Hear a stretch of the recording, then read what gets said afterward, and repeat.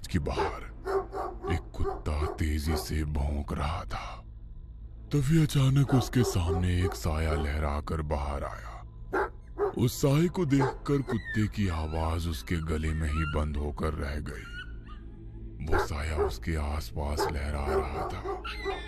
अचानक हवा में उस साये के साथ उड़ता हुआ वो कुत्ता उस चर्च के भीतर दाखिल हो गया। उसके भौंकने की आवाज अभी भी आ रही थी। कुछ देर के बाद हवा में उड़ता हुआ उसका शरीर वापस बाहर आया। इस बार उसके शरीर में प्राण नहीं थे। उसका पूरा शरीर सफेद था। मनाली शहर के बाहर एक पुराना चर्च बरसों से बंद था। उसके आसपास कोई भी नहीं जाता। कुछ दिनों के बाद कॉलेज के बच्चों की एक ट्रिप मनाली घूमने आई थी। रात के वक्त कॉलेज के कुछ बच्चे अपनी टीचर को बिना बताए होटल से बाहर निकल गए। अरे यार, ये लोग तो हमें नर्सरी के बच्चों की तरह ट्रीट कर रहे हैं। ऐसे घूमने में क्या मजा आएगा। और नहीं तो क्या, यहाँ जाना है वहाँ नहीं जाना है, ऐसे करो वैसे करो, खाने का टाइम हो गया, सोने का टाइम हो गया। सोचा था लड़कियों के साथ मौज मस्ती करेंगे, मगर लड़कियों को तो दूसरे होटल में ठहरा दिया। यहाँ अकेले दीवारों के साथ सर फोड़ो। अब होटल से निकलने के बाद क्या करना है बताओ। करना क्या है, चलो ऐसे ही रोड पर घूमेंगे। तीनों दोस्त बातें करते हुए सुनसान सड़क पर चले जा रहे थे। कुछ दूर चलने के बाद वे लोग उस चर्च के बाहर पहुंच गए। देख, ये चर्च कितना सुंदर लग रहा है। हाँ, सुंदर तो है, मगर ऐसा लग रहा है कोई यहाँ आता जाता नहीं है। शायद कोई पुराना चर्च है। अंदर चलकर देखते हैं। अंदर जाकर? और नहीं, अभी रहने देते हैं, कल सुबह आएंगे। अरे कल सुबह? कल तो हमारे साथ प्रोफेसर वगैरह सब रहेंगे। वे लोग हमें खुद से दूर नहीं जाने देंगे। अभी चलते हैं ना, रात या दिन क्या फर्क पड़ता है। हाँ, वैसे भी हम लोगों के पास मोबाइल में टॉर्च तो है। बोरिंग सी ट्रिप में थोड़ा सा एडवेंचर हो जाएगा। मनदीप का मन नहीं था, मगर रोशन और जतिन के कहने पर वो उन लोगों के साथ उस चर्च के भीतर दाखिल हो गया। चर्च के अंदर जगह जगह जाले लगे हुए थे। जैसे ही मोबाइल की लाइट से उस चर्च के भीतर थोड़ी सी रोशनी हुई, चमगादड़ उड़ते हुए चर्च के बाहर निकल गए। लगता है ये बहुत टाइम से बंद है, तभी तो चमगादड़ ने यहाँ पर डेरा जमा लिया। यार, मुझे यहाँ की वाइब्स कुछ ठीक नहीं लग रही है, हम लोग चलते हैं। कहते हुए मनदीप पलटकर दरवाजे से बाहर निकलने वाला था। तभी उसके पैर किसी ने पकड़ लिया। वो जोर से चीखा। क्या हुआ? मेरा पैर किसी ने पकड़ लिया है। हैं? ये क्या कह रहे हो? कहते हुए उसने अपने मोबाइल का टॉर्च मनदीप के पैर की तरफ किया तो वहां पर रस्सी थी। उसे देख दोनों हंसने लगे। तेरा मन नहीं था ना आने का, इसलिए तू रस्सी से भी डर रहा है। कुछ नहीं, अंदर चलकर देख, यहाँ का आर्किटेक्ट कितना अच्छा है। कहते हुए वो उसका हाथ पकड़कर उसे अंदर ले गया। वे तीनों चर्च घूम ही रहे थे कि अचानक चर्च की लाइट जलने बुझने लगी। अरे, यहाँ पर लाइट कैसे आ गई? मुझे कुछ ठीक नहीं लग रहा, हम लोग यहाँ से चलते हैं। कहते हुए वो अपने दोनों दोस्तों के हाथ पकड़कर दरवाजे के पास गया, मगर अचानक ही दरवाजा बंद हो गया। तीनों दरवाजा खोलने की कोशिश कर रहे थे, मगर दरवाजा नहीं खुल रहा था। अरे, ऐसे कैसे हो सकता है? अभी तो ये दरवाजा खुला था। किसने बंद किया? प्लीज हेल्प, हमें डराने की कोशिश मत करो। कोई और रास्ता होगा यहाँ से निकलने का, ढूंढकर वहां से निकल जाते हैं।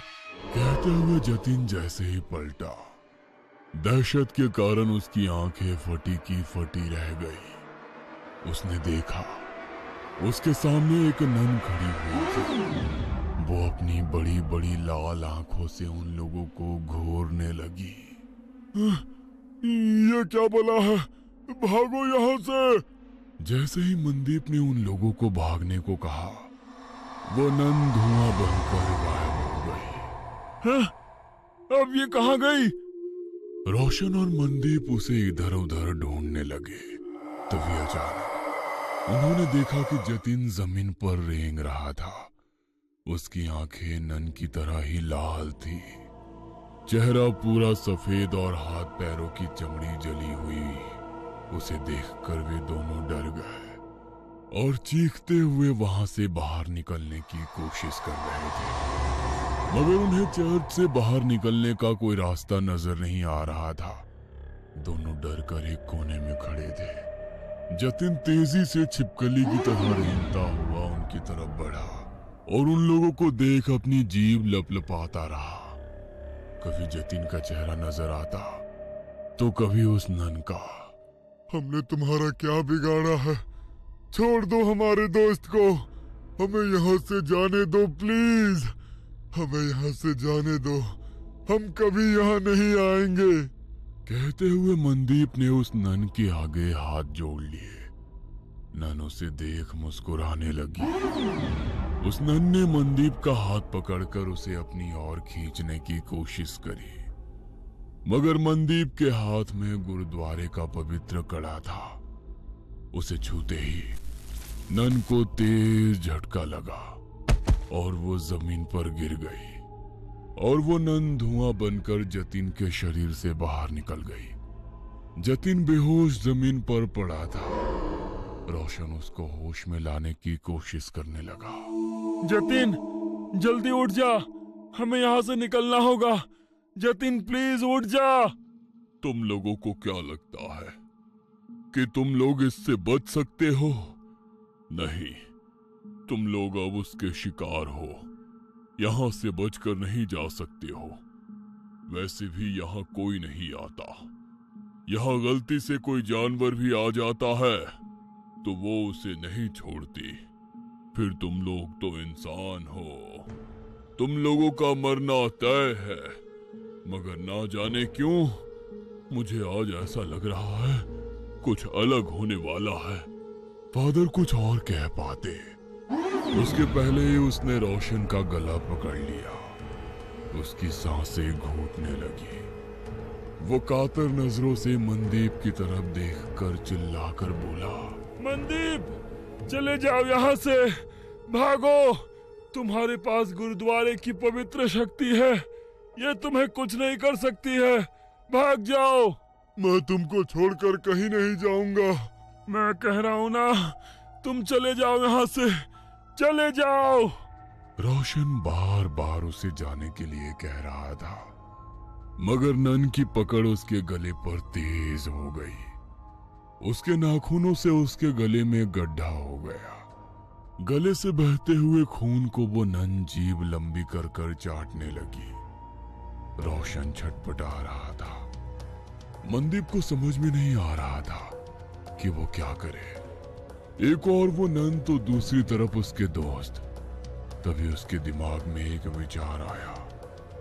उसने अपने हाथ का कड़ा निकाला और एक हाथ में कड़ा और दूसरे हाथ में कृपाण ले वो जोर से बोला, वाहेगुरु जी का खालसा, वाहेगुरु जी की फतेह।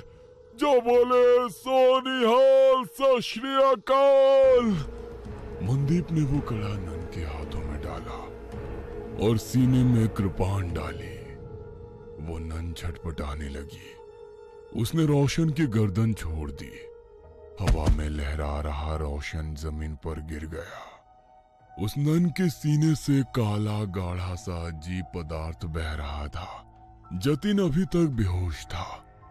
मनदीप को मदद चाहिए थी, मगर उसके पास मदद के लिए कोई नहीं था। उसकी नजर यीशु की मूर्ति पर पड़ी। हे यीशु, मुझे तेरी प्रार्थना नहीं आती है, मगर तेरे घर में शैतान तेरे बंदों पर कैसे हावी हो सकता है? हमारी मदद करो। कहते हुए उसकी आंखों में आंसू आ गए। तभी एक चमत्कार हुआ और बरसों से बंद वो चर्च अचानक से रोशन हो गया। फादर ने दो नन को बुलाया। नन ने घायल रोशन और जतिन का इलाज शुरू किया। फिर फादर ने जैसे ही उस घायल नन की ओर देखा, होली वाटर डाल उसकी मुक्ति की प्रेयर करने लगे। देखते ही देखते वो नन की आत्मा यीशु की मूर्ति में समाहित हो गई।